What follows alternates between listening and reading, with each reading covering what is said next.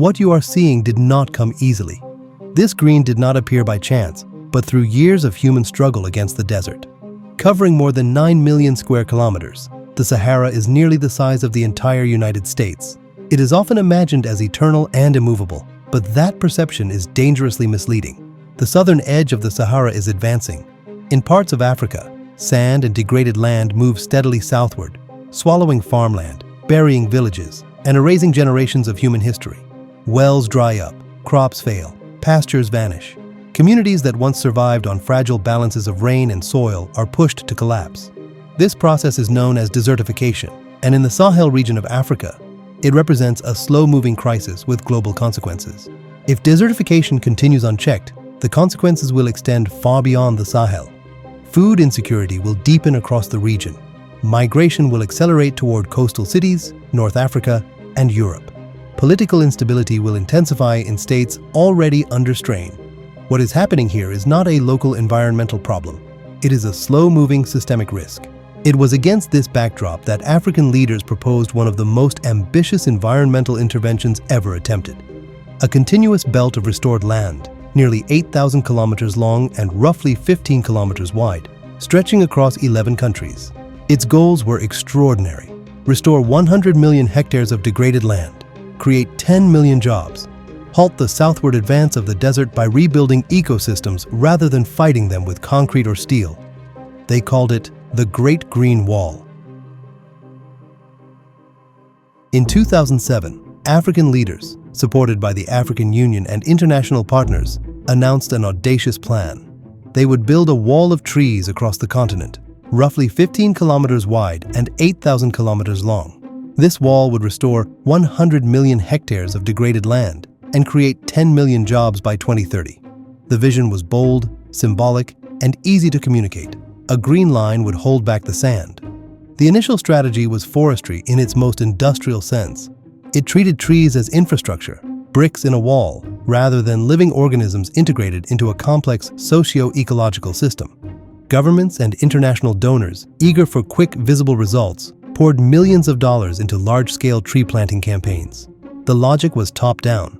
The state would grow seedlings in nurseries, transport them to the desert, plant them in rows, and the problem would be solved. This approach, often referred to as the Wall of Trees phase, was driven by a desire for a monolithic symbol of African unity and environmental resilience. The species selection during this phase revealed a profound disconnect between the planners in air-conditioned offices and the reality of the Sahelian soil. In a bid for rapid growth and high visibility, non-native species were frequently chosen. Eucalyptus was a popular choice, known for its rapid growth rates and straight timber. Eucalyptus seemed like the perfect brick for the wall. However, in the hydrological context of the Sahel, it was a disaster. Eucalyptus is a water-hungry species. Its deep roots act as pumps, draining the water table and outcompeting local flora. Instead of restoring the ecosystem, these plantations often desiccated the soil further, killing the undergrowth and leaving the ground bare and vulnerable to erosion. The results of this forestry approach were catastrophic. In the early years of the project, tree mortality rates across the Sahel soared to 80%. In Senegal, Niger, and Mali, vast plantations turned into graveyards of withered sticks, millions of dollars of investment drying up in the sun. The primary cause of this failure was not just the harsh climate or the poor species selection, but the complete lack of community ownership. The wall was often planted on land that had been used for generations by pastoralists for grazing livestock. The project planners, viewing the land as degraded and empty, failed to recognize these traditional land use rights. When fences went up to protect the new saplings, herders saw them as an encroachment on their territory, a theft of their grazing lands. Without the buy-in of the local population, the trees were doomed. A tree planted by a government contractor in a remote region of the Sahel, where the local farmer struggles daily for water, is seen as a burden, not a blessing. It requires protection from goats, watering during the dry season, and constant maintenance. But why would a farmer protect a tree that belongs to the government, planted on land he needs for his cattle, consisting of a species that provides him with no fodder or fruit? The answer, invariably, was that he would not. Pastoralists often cut the fences or simply allowed their animals to graze on the saplings. In other cases, the lack of aftercare meant the trees simply died of thirst once the planting crews left. By 2011, it was evident that the Wall of Trees was a costly failure. It was a mirage of development, a project that looked impressive in PowerPoint presentations at international summits, but vanished in the heat of the Sahelian reality. Projects like this often force us to ask an uncomfortable question. Can something this vast really be solved only by governments and billion-dollar plans? The truth is, protecting land like this has never been a single actor's responsibility. It has always depended on millions of small, invisible contributions working together. That's where ideas like IdleForest come in. Instead of asking people to donate money or change their daily routines, IdleForest turns unused digital resources into real-world impact. While your computer is idle, it quietly supports verified tree planting projects around the world, including regions threatened by desertification. Using it is simple. You install a small desktop application or browser extension, and once it's running, everything happens in the background. No personal data is accessed, no private content is touched, and users can opt out at any time. All tree planting is carried out through Tree Nation, an established platform that verifies projects, tracks each tree planted, and provides public certificates that document where and how those trees are planted. This makes the impact transparent, traceable, and independently verifiable. If you want to learn more or see how it works in detail, you can find the link in the description. And yet, this wasn't how the Great Green Wall unfolded. The green concrete had cracked. The project was at a crossroads. It could continue to pour money into a dying model, or it could fundamentally rethink its relationship with the land and the people who lived on it.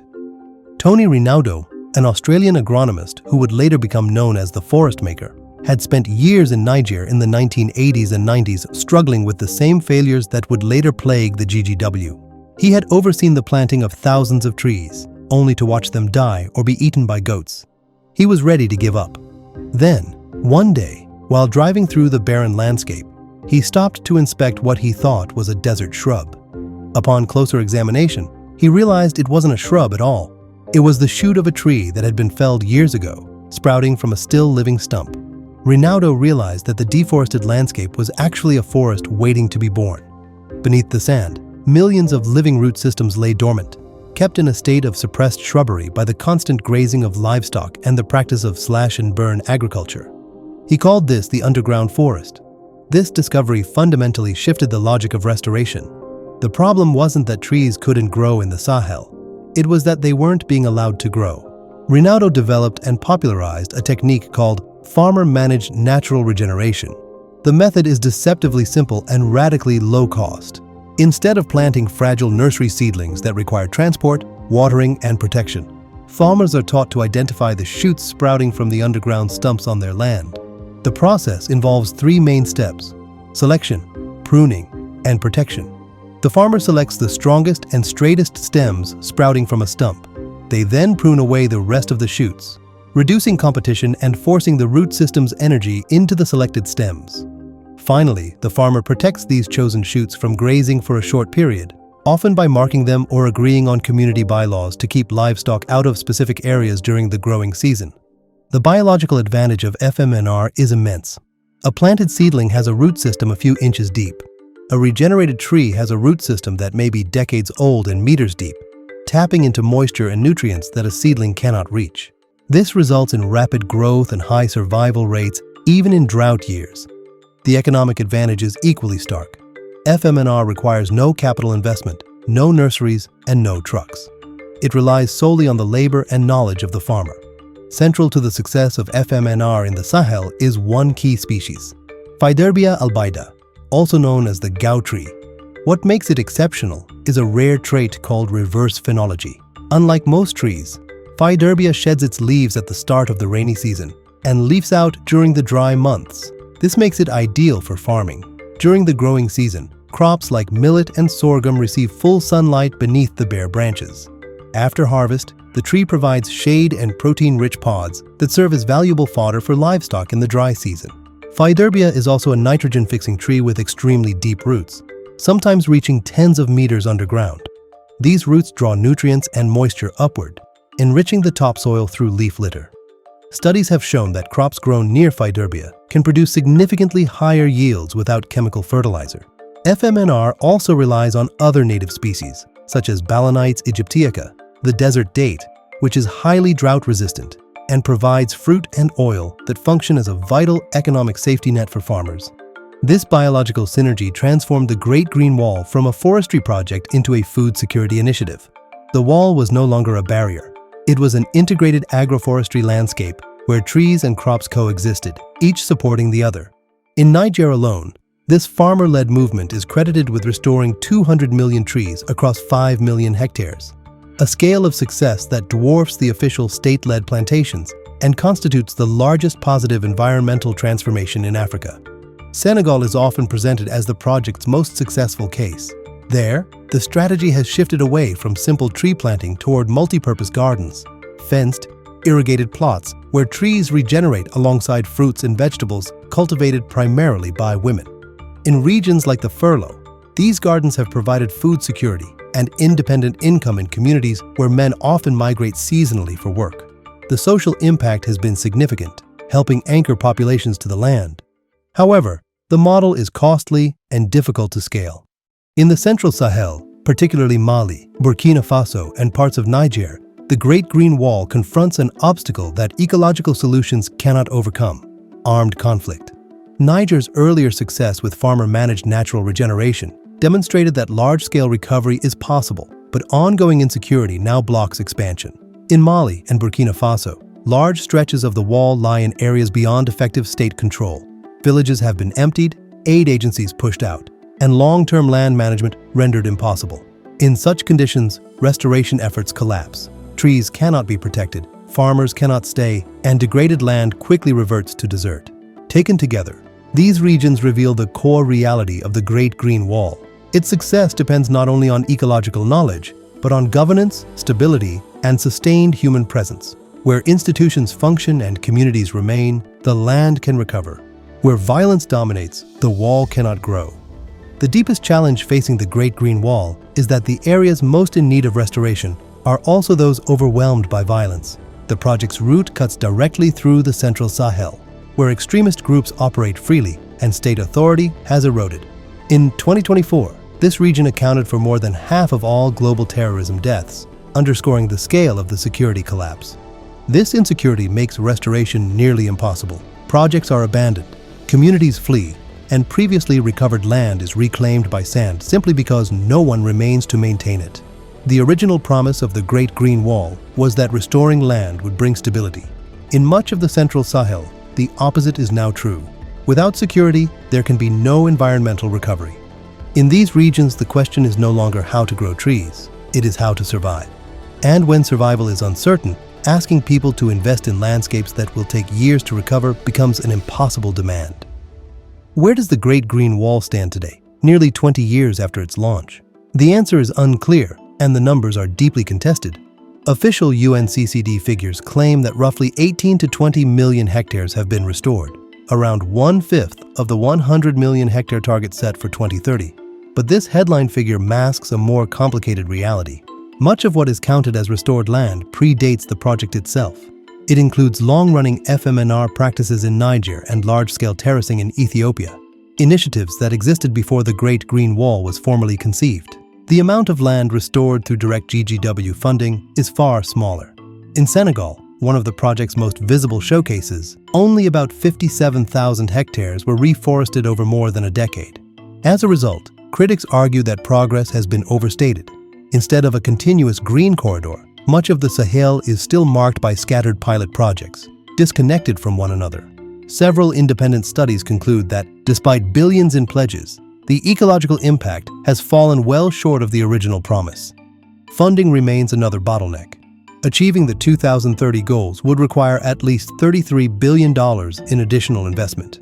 While major pledges have been announced, much of the money moves slowly through layers of international bureaucracy, often failing to reach farmers and communities on the ground. In this sense, the Great Green Wall has failed as a wall, but it is succeeding as an idea. The rigid vision of a continuous strip of trees has quietly given way to a more realistic mosaic: farms, grazing lands, woodlots, and gardens adapted to local conditions. The focus is no longer on stopping the desert with trees alone, but on rebuilding livelihoods. At the current pace, the headline targets for 2030 are almost certainly out of reach.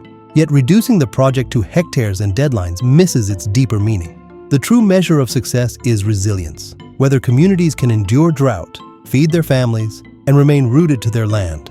In this landscape, the wall does not fail because its ideas are wrong, but because violence removes the very human presence required to make them work. Whether it can outpace the dual threats of a heating climate and a burning conflict remains the defining question of the century for the African continent. See you in the next video.